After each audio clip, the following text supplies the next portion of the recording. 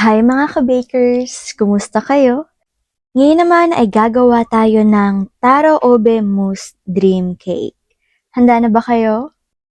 Ang mga kailangan natin ay mantika 1/2 cup, asukal 175 grams, salt 1/4 teaspoon, itlog 2 piraso, cocoa powder 25 grams, all-purpose flour 115 grams, baking soda 1/2 teaspoon, baking powder 1 tablespoon, evap milk 1/4 cup, tubig 1/4 cup, choco flavor 1 teaspoon, isang coffee stick, at red wine na 1 teaspoon. Ilagay na natin ang all-purpose flour, asukal, baking powder, baking soda at asin, cocoa powder. Haluin muna natin ito ng kaunti. Ilagay na natin ang mantika, kape, evap milk, tubig, itlog, choco flavor. Pwede na po tayong maglagay ng red wine. Pagkatapos ay atin na po itong haluin ng haluin hanggang po sa magsama-sama na ang mga ingredients na ating inilagay dito. At matunaw na rin po ang ating asin. Kailangan po matanggal po ang mga buo-buo at makuha na po natin yung consistency na ating hinahanap. Kapag ganito na po ay okay na po ito mga ka-bakers, kaya naman atin na po itong ilagay sa ating molde na may parchment paper. Yan. Dahan-dahanin lamang po natin ang paglalagay at ang size nga po pala nito ay 7x3. Yan. Ito na po ang kanyang itsura at okay na po ito para ilagay sa ating oven. Ang oven temperature sa taas is 170, sa baba po ay 200 at ang baking time is 40 minutes. Pagkatapos po ng 40 minutes ay luto na po ang ating cake or moist cake. Kaya naman po atin na po itong hanguin at palamigin na po natin to. Gagawa naman po tayo ngayon ng custard filling. Condensed milk 1 cup, fresh milk 1 cup. Haluin na muna natin ito ng kaunti. Ilagay na natin ang cornstarch. Haluin lamang ulit natin. Atin nang ilagay ang gelatin, 1 egg yolk, 1 itlog. Atin na itong ilagay sa ating kalan at buksan na natin ang ating kalan sa medium heat lamang. At kailangan natin itong lutuin hanggang sa tuluyan ng lumapot ang ating filling. Ayan, lumalapot na po siya mga ka-bakers, kaya naman po atin na pong ilagay ang ating butter na 25 grams. I-continue lamang po natin ang ating paghahalo dito hanggang po sa tuluyan na pong matunaw ang ating butter dahil luto na rin naman po ang ating filling. Kaya naman po atin na lang pong patunawin ng ating butter. Yan. At kapag ganito na po siya mga ka-bakers, ang ibig sabihin po nito ay luto na po siya at talaga naman pong malapot na. Kaya naman patayin na po natin ito at atin na pong palamigin or set aside na din. Kuhanin na po natin ang ating cake at tanggalin na po natin ito sa ating molde. Gagamit lang po tayo ng maliit na bread knife at atin na po siyang ilalagay sa ating cake board. Tanggalin na rin po pala natin yung parchment paper na ginamit natin dito. Hahatiin na po natin ito sa gitna. Mag-i-spray po tayo ng sugar syrup sa atin pong cake na mga hinati. Kakailanganin po natin ng acetic dito na nabibili lamang po sa mga school supplies or sa mga bookstore. At gagamit po tayo ng tape dito, atin lang po siyang papaikutin. At gagamit po tayo ng ating tape. Pagkatapos malagyan ng tape, ay linisin na po natin ang mga gilid nito. Kumuha na tayo ng ating filling at maglagay na tayo ng 2 teaspoon ng ube flavor. Pagkatapos nito ay atin na itong haluin ng haluin hanggang sa magsama na ang ating filling at ang ating ube flavor. Ayan, at dahil naghahalo na sila, ay atin ang kunin ng ating cake at atin na itong ilagay sa ating cake. Ilagay lamang natin ito ng dahan-dahan.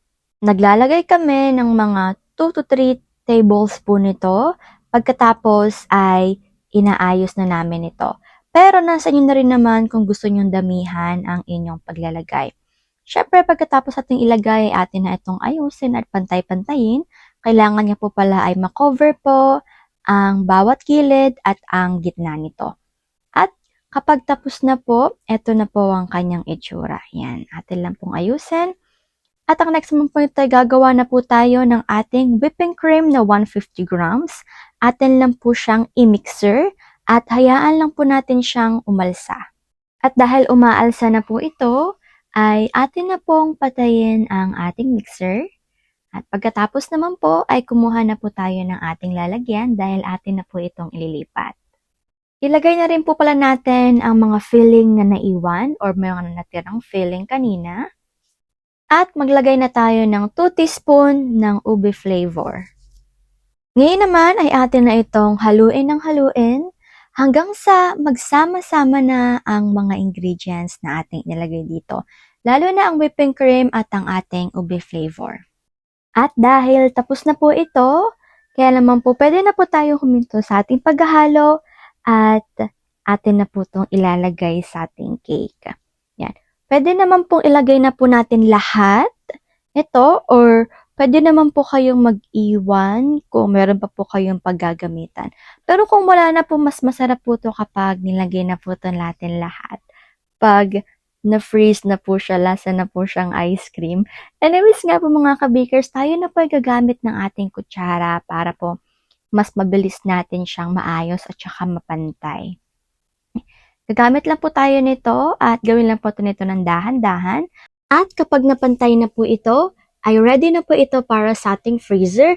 I-freeze lang po natin to ng mga 3 to 4 hours or pwede rin naman pong overnight. Pagkatapos po nating i-freeze ay tanggalin na po natin ang acetate. Lalagyan na po natin ito ng icing kaya naman po tayo po ulit ay mag-mix ng 150 grams ng whipping cream. At hantayin lang po natin ito na umalsa na po siya. After po ng mga 1 to 2 minutes na pag-mix, ay eto na po ang ating whipping cream. Ililipat na po natin ito sa ating piping bag na may tip na star tip. At dahan-dahanin lamang po natin ito sa paglilipat.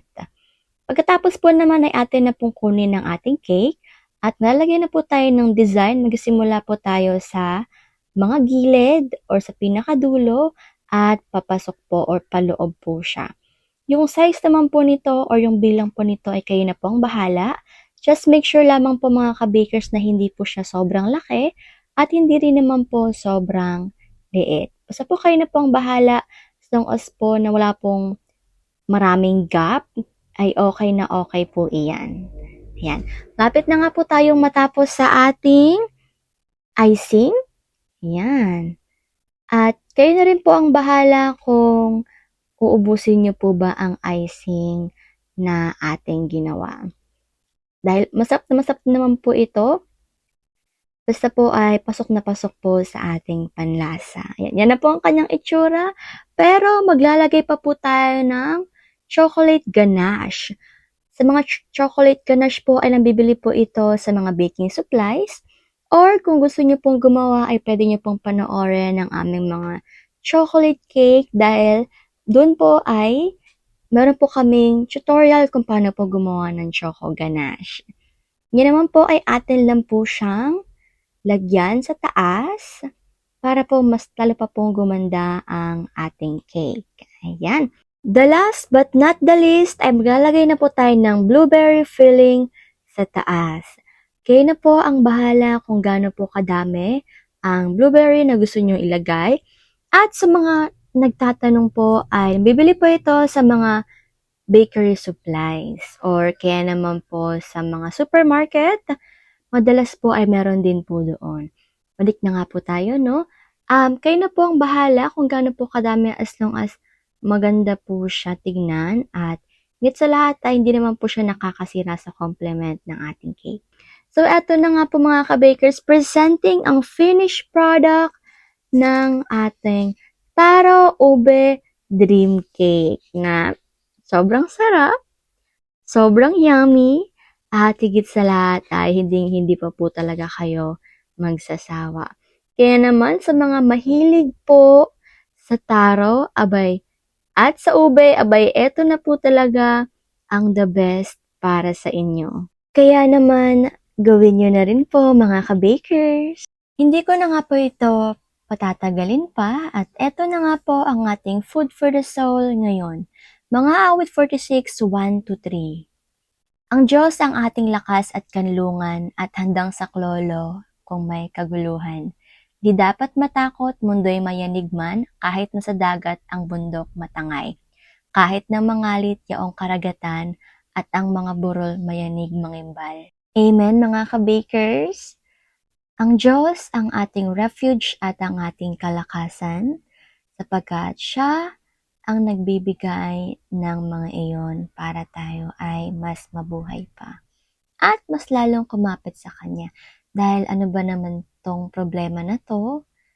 At syempre, lahat ng ito ay kayang-kaya ng Panginoon at higit sa lahat ay napanalo niya na. Kaya naman, tayo muna ay ngumiti ngayong araw dahil ang lahat na nito ay temporary lamang at matatapos din. Amen? Kaya naman, hanggang dito na lang po muna ako. Paalam muna. Take care at higit sa lahat ay God bless.